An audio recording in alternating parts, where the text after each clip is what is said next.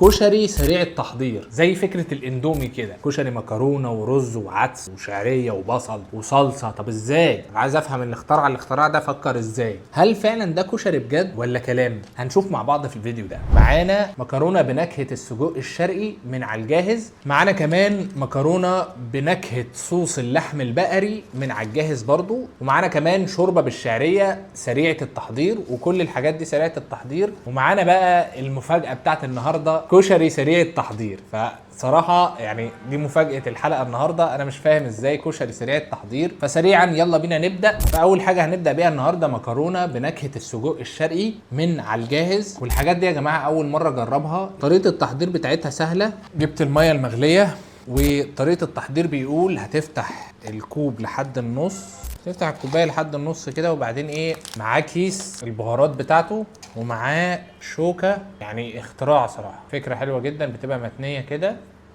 تمام وتعدلها، يعني حاجه كده اختراع.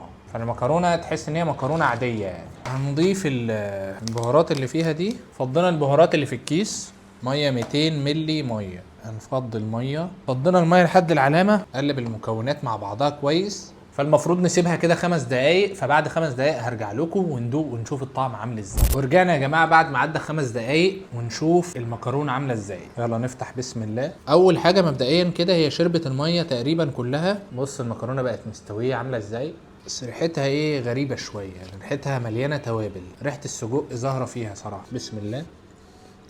ايه الحلاوه دي، طعمها جامد. الميه اتحولت صوص كده ما بين المكرونه، طعمه حلو. هكتب سعر كل حاجه على الشاشه عشان تعرفوا سعرها. تقييمي ليها مبدئيا، انا ما بحبش التقييم اللي هو 5 من 10 6 من 10 9 من 10. ما هو معلش يعني بقي مش كمبيوتر احط فيه المعلقه يديني رقم. يعني الكلام ده انا ما بعترفش بيه صراحه. هو الاكل يا حلو يا وحش، مش هنخترع. انت لو حد بيسالك على اكل يقول لك ايه رايك في الاكل، هتقول له 5 من 10 6 من 10. مفيش حد بيقول كده. فتقييمي للاكل يعني المكرونه دي حلو. تاني حاجه معانا مكرونه بنكهه صوص اللحم البقري. يعني انا ما اعرفش صوص اللحم البقري بس هنجرب.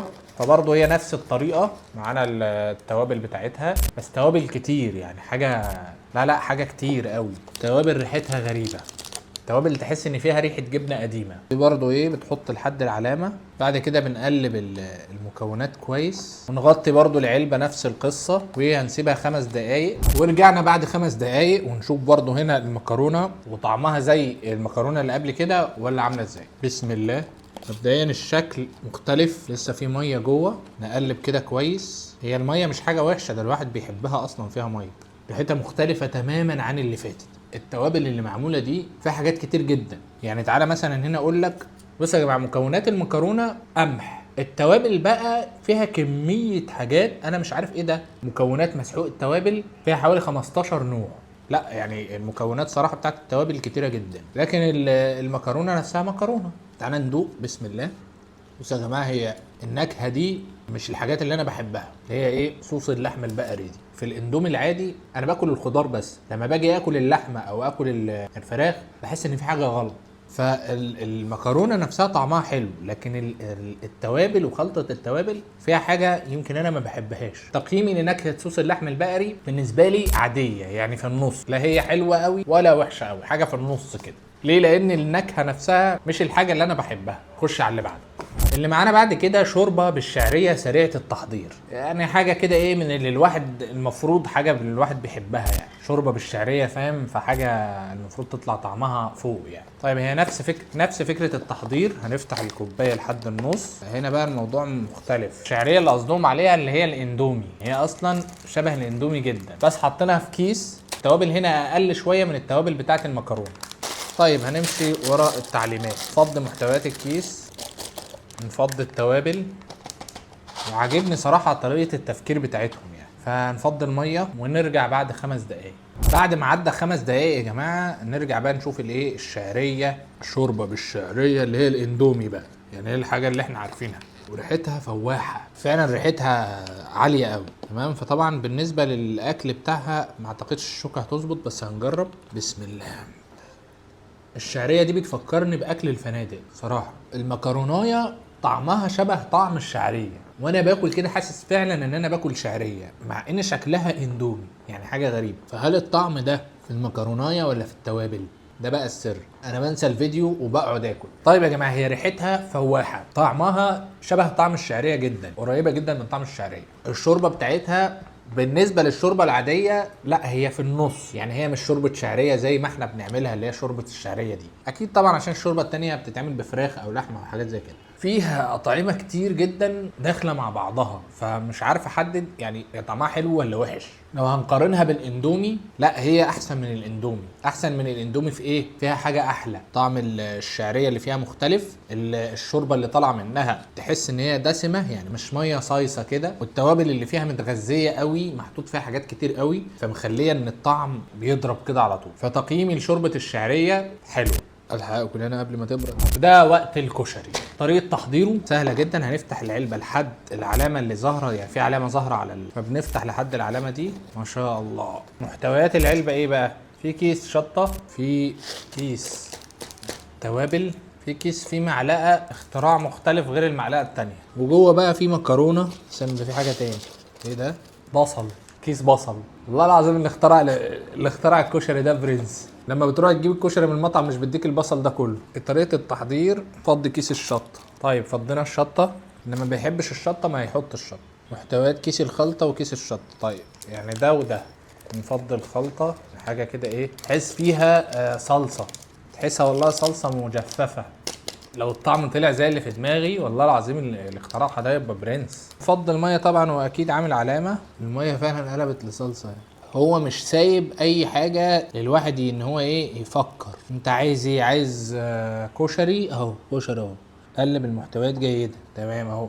هقلب يا باشا لحد ما اخليها لك حاجه كده ايه. فهنقلب. في حاجات طبعا محتاجه تدوب يعني.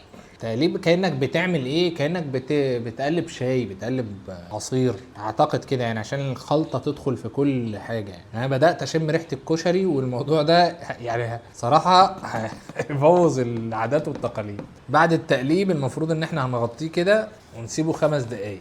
هنسيبه 5 دقايق وبعد كده نشوف الطعم عامل ازاي. لكن تعالوا نقرا المكونات ونشوف اصلا الكشري ده مكون من ايه. احنا عارفين الكشري العادي مكون من ايه. تعالوا بقى نشوف الكشري بقى اللي فيه الاختراع ده حاطين عليه ايه. المكونات: مكرونه مجففه، رز مجفف، عدس مجفف، شعريه مجففه، لحد كده تمام. بصل مقلي، والبصل عباره عن بصل، زيت نباتي، ونشا. خلطه الكشري: خلطه الكشري دي عباره عن ايه بقى؟ بودره طماطم، ملح، ديكستورز، ما اعرفش ايه ديكستورز دي. الحاجات دي بقى محتاجه الواحد يبحث عنها. بصل، توم، زيت نباتي، زيت نباتي نخيل برضو، ملون طبيعي، الوان طعام يعني. طيب مضاد التكتل ده بيتحط على اغلب الاكل اللي هو شبه كده، اللي هو عباره عن ثاني اكسيد السيليكون. لا صراحه ما اعرفش ايه ده. خل، منظم حموضه، حمض الستريك، توابل. هو في حاجات صراحه محتاج الواحد يبحث عنها، يفهم الحاجات دي فيها يعني، حمض الستريك والكلام ده. بودره الفلفل الحار، بيقول لك يحتوي على القمح. جميل لحد كده يعني. ايه، في حاجتين 3 كده محتاجين نبحث عنهم، بس الامور ما فيهاش حاجه مريبه ان شاء الله. الكميه 188 جرام تقريبا. ال5 دقايق عدوا، فتعالوا بقى نشوف الكشري نظامه ايه. ندخل بقى في ايه الريحه دي؟ ريحه كشري بجد. يا عيني. شيل الغطا. بسم الله. شامم ريحه كشري. هنحط بقى يا باشا البصل. الحاجه استوت. بصوا يا جماعه، التقييم في الفيديو ده بما يرضي الله. انا اصلا بقالي فتره ما باكلش كشري بسبب ان طعمه في المطاعم اتغير. فهنشوف بقى هنا هيبقى عامل ازاي. بسم الله. مين اللي اخترع الاختراع ده؟ لا بجد والله طعم الكشري فعلا يعني كشري. الله. بالنسبه للبصل، البصل حاسس ان فيه مشكله. البصلايه، عارف انت الحاجه اللي بتبقى ماسكه يعني، حاجه كده ايه، ناشفه. البصل اللي اتحط عمل مشكله على الاكل. طيب يا جماعه، مبدئيا الكشري ده اختراع. الفكره عبقريه جدا، والطعم ما شاء الله عليه يعني. فعلا اللي عمل الكلام ده ابدع بكل المقاييس. في كذا نقطه بقى لو تعدلوا هيخلي الكشري ده يطير. اول حاجه، حبايه المكرونه نفسها محتاجه تبقى ناشفه شويه، بيديك سنه تحس ان في ايه فرق بين الكشري ده والكشري الطبيعي. حاجه كمان، حبايه العدس، ما بين كل كام معلقه كده بتلاقي احيانا في حبايه ناشفه، حبايه مش مستويه. العدس نفسه، وده بقى اكيد حاجه هم فاهمينها يقدروا يظبطوها، ان ازاي العدس ده يكون مستوي بالدرجه الكافيه. الحاجه اللي بعد كده وهي البصل. البصل مش زي ما هو الواحد متوقع. طبعا البصل بيخلي الاكله دي في حته تانية. فالبصل ده فيه مشكله يعني. عارف انت اللي هو ايه، البصلايه مش مقرمشه، وطبعا الموضوع ممكن يكون راجع لان هو بعد ما بيتعمل طريقه تغليفه تكون اسرع. بس انا اقول لكم ايه، احنا قعدنا في المهنه دي كتير يعني، كل شويه اوقف واكل من حلاوته والله. اللهم صل على النبي. فتقييمي للاكله دي انا مش محتاج اتكلم، تقييمي للكشري حلو قوي يعني، فاهم؟ مش حلو بس، لا حلو قوي. فكره ان انت يبقى عندك كشري سريع التحضير، اصلا الفكره دي عبقريه. فتقييمي للكشري حلو قوي، والفكره صراحه عبقريه، وعاش والله اللي عملها. اكمل اكل انا بقى، نسيت انهي الفيديو. ما تنسوش الاشتراك واللايك والشير، ويا رب الفيديو يكون عجبكم. اشوفكم على خير.